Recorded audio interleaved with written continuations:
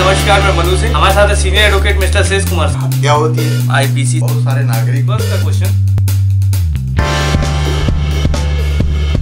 Hello friend, नमस्कार, मैं मनु सिंह और हमारे साथ है सीनियर एडवोकेट मिस्टर शेष कुमार सिंह।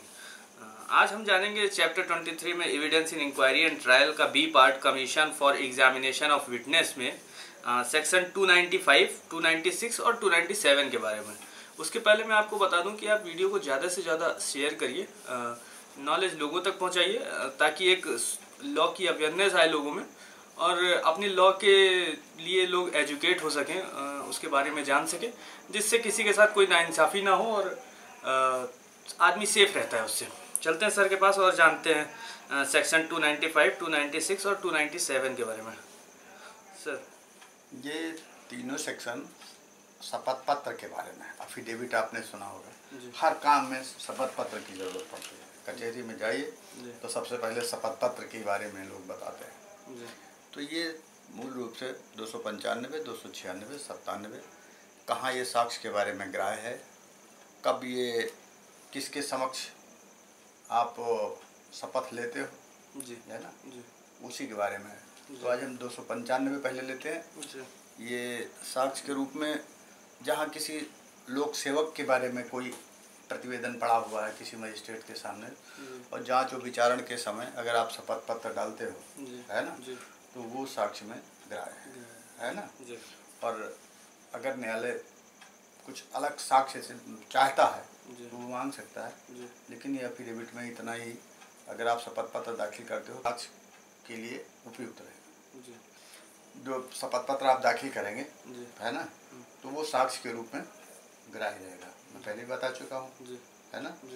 अब अगर न्यायालय कोई अलग से साक्ष्य चाहता है तो वो अलग बात है। वो जो साक्ष्य चाहे मांगता है सेटिस्फैक्शन के लिए तो आपको देना पड़ेगा, लेकिन एफिडेविट ही काफ़ी है किसी लोक सेवक के लिए, किसी कर्मचारी के लिए जिसके विरुद्ध आपने कोई आवेदन दिया है।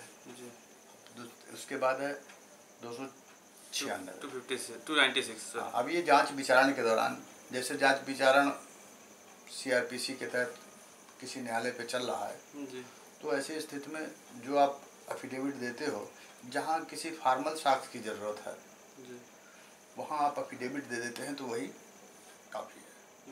ठीक है, अगर कोई संहिता का अपवाद नहीं है तो वो साक्ष्य में ग्राह्य होगा। दूसरी बात है, अगर न्यायालय ठीक समझता है तो आप जो शपथ पत्र देते हो, जो भी शपथ पत्र दाखिल करता है, अभियोजन या अभियुक्त के पक्ष से कोई एप्लीकेशन पड़ती है, तो वो न्यायालय पर उसको पत्र परीक्षण के लिए तलब किया जा सकता है ना। और 297 में है वही शपथ पत्र कहाँ कहाँ आप शपथ लेते हो, है ना। तो उसके लिए नंबर 1 है न्यायालय, मजिस्ट्रेट कोर्ट, एग्जीक्यूटिव मजिस्ट्रेट, ठीक है। दूसरा सेशन कोर्ट और हाई कोर्ट, जिनको ओथ कमिश्नर नियुक्त करता है, उनके समक्ष आप शपथ ले सकते हैं, है ना। और तीसरी चीज़ है जो नोटरियल एक्ट के तहत जो नोटरी वकील होते हैं, नॉन जुडिशियल कार्रवाई में उसका प्रयोग होता है। तो वहाँ आप जो शपथ लेते हो वो नोटरी अधिवक्ता के सामने लेते हो।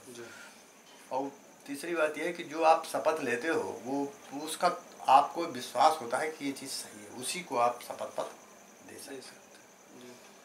तो जो जुडिशियल कार्रवाई होती है वहाँ ओथ कमिश्नर होते हैं, वो सेशन कोर्ट या हाई कोर्ट के द्वारा नियुक्त होते हैं।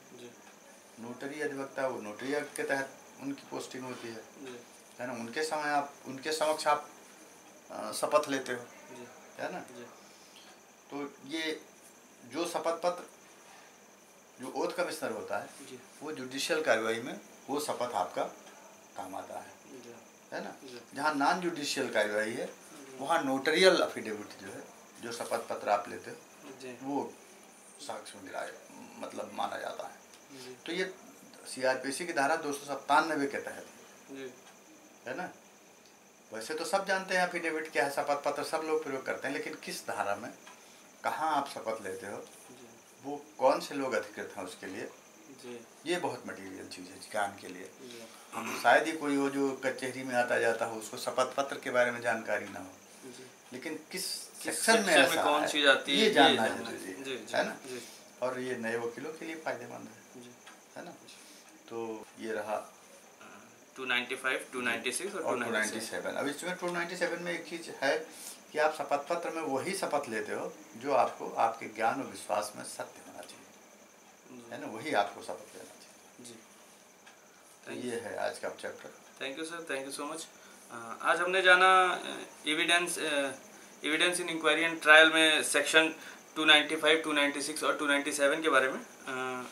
हम चाहते हैं आप वीडियो को ज़्यादा से ज़्यादा शेयर, सब्सक्राइब और लाइक करें और नॉलेज लोगों तक पहुंचाएं ताकि लोगों को लॉ की नॉलेज हो। आप देख रहे थे इंडियन लॉ। Thank you.